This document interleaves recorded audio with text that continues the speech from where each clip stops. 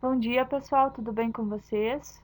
Hoje na nossa aula de Geografia nós daremos sequência ao conteúdo Paisagens Naturais da Ásia, Europa e Oceania, e nós vamos abordar o tema Relevo e Hidrografia da Eurásia, ou seja, da Europa e da Ásia. E esse conteúdo está na apostila de vocês, entre as páginas 7 a 14. Vamos começar falando da Europa e da Ásia. Na aula passada, nós falamos que a Europa e a Ásia situam-se em uma porção de terras, em um único bloco de terras imersas, que é denominado de Eurásia. A Eurásia se formou há cerca de 55 milhões de anos da divisão de um supercontinente chamado de Laurásia, extinto, e o qual pertencia também a um supercontinente chamado de Pangeia. Oceania. A Oceania se formou de uma outra fragmentação, a Gondwana, um outro supercontinente há 33 milhões de anos. A Austrália, que faz parte da Oceania, separou-se da Antártica, e já as outras inúmeras ilhas espalhadas pela Oceania, como vocês podem observar no mapa, têm origem da movimentação das placas tectônicas, as quais formam uma espécie de assoalho no oceano e possuem idade de formação aproximada de 8 milhões de anos. Na aula de hoje, nós veremos sobre o relevo e hidrografia da Ásia e Europa. E na próxima aula, nós estaremos vendo sobre o relevo e hidrografia da Oceania, visto que o conteúdo é bastante extenso. Então, a Europa e a Ásia, como comentado, se situam sobre a Eurásia e estão nos planaltos originados pelos escudos cristalinos e bacias sedimentares. Planaltos da Eurásia, da Europa e da Ásia são ondulados e eruditos. E as formações mais elevadas do relevo, elas vão se localizar mais próximo ao sul da Europa e da Ásia. Já as planálticas da Europa situam-se principalmente na Espanha. Mas o que são planálticas? São superfícies que ora são mais aplainadas, ora mais escarpadas. Existem essas duas características, planas e escarpadas.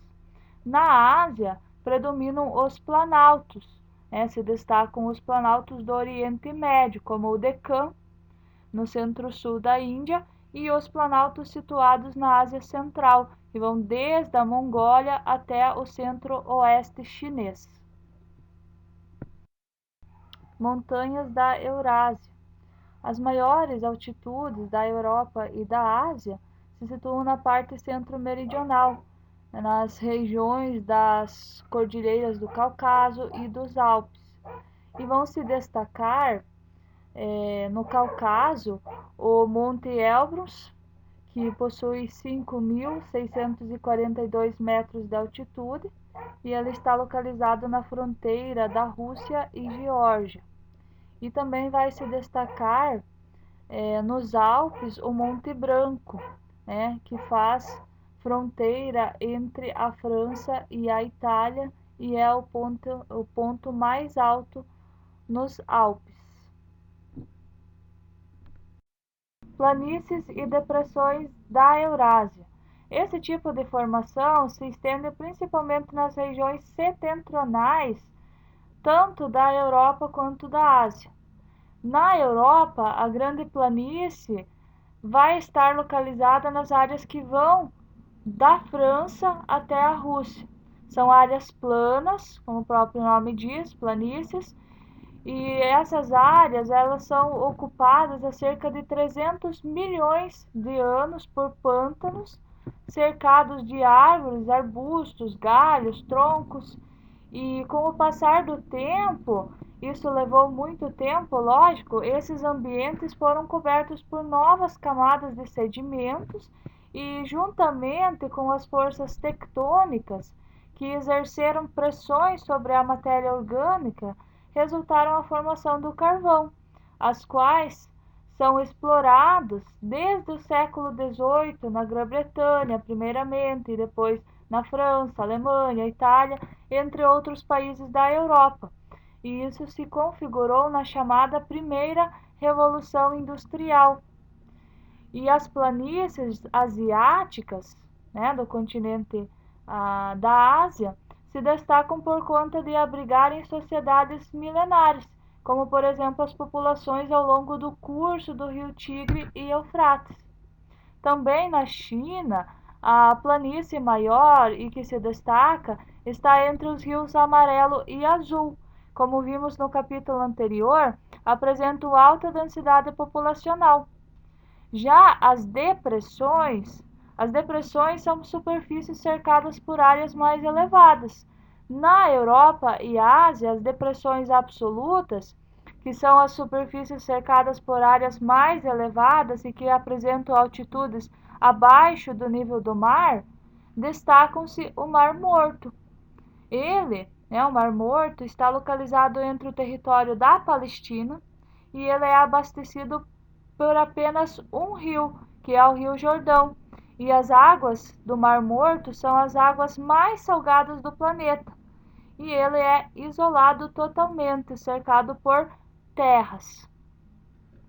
Então essas são as principais planícies e depressões da Eurásia.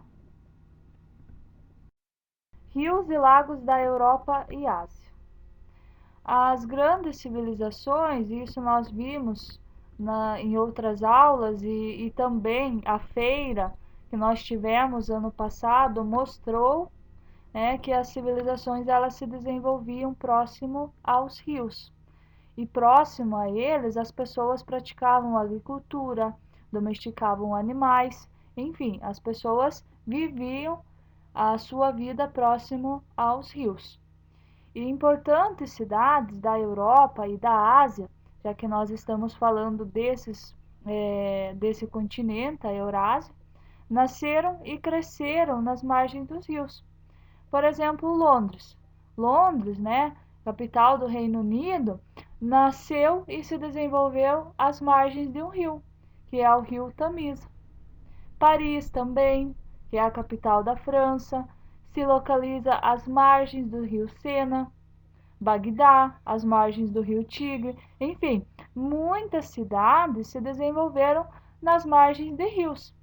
E em relação aos lagos, a Suíça e a Finlândia são conhecidas pela grande quantidade de lagos de origem glacial, né, como Ladoga, a Onega.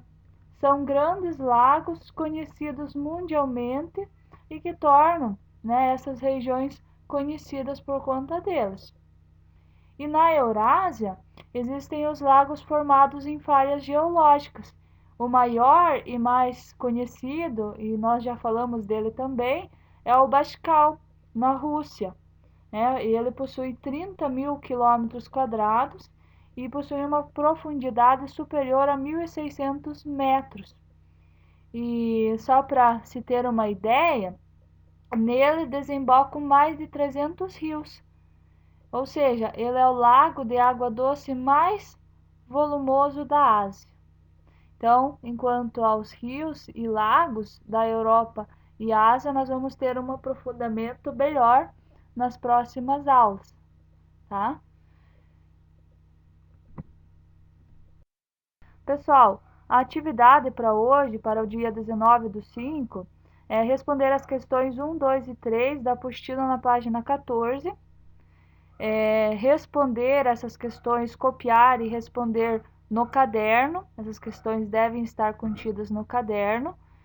E também responder as questões 1 e 2 do caderno de atividades nas páginas 4 e 5. Essas não precisa copiar no caderno, responder na própria apostila, tá? E após isso, vocês vão tirar uma foto e enviar essa foto no grupo para eu poder arquivar essas atividades que vocês estão fazendo, ok? Qualquer dúvida, pessoal, podem estar entrando em contato que eu estarei respondendo. Então, um abraço e até mais.